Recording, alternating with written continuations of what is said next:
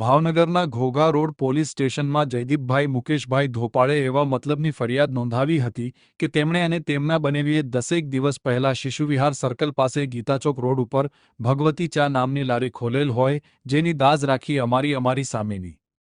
લારીવાળા રફીકભાઈ અને ચાવાળા અને તેના બે દીકરા અબુદ રફીકભાઈ અને અલ્ફાઝ રફીકભાઈએ ચાની લારી ઉપર આવી મને અને મારા દાદાને ગાળો દેવા લાગેલ, જેથી ગાળો દેવાની ના પાડતા રફીકભાઈ એકદમ ઉશ્કેરાઈ ગયેલા અને મને અને મારા દાદાને શરીર ઉપર આડેધડ મારવા લાગેલ અને આ દરમિયાન તેમનો દીકરો અબુદ રફીકભાઈ લાકડાનો ધોકા લઈને આવેલ અને મને માથાના ભાગે અને હાથ ઉપર ઈજાઓ કરેલ અને અલ્ફાઝ છરી લઈને આવેલો અને આંખના નેણ ઉપર મારેલ હતી। ત્યારે લોકો ભેગા થઈ જતા ત્રણેય જણાએ મારી નાખવાની ધમકી આપી હતી।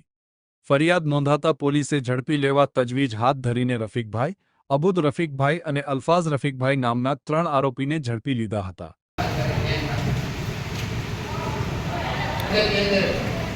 તમારા બેન હોય, કોને ભાઈ હોય, કોને બેન હોય,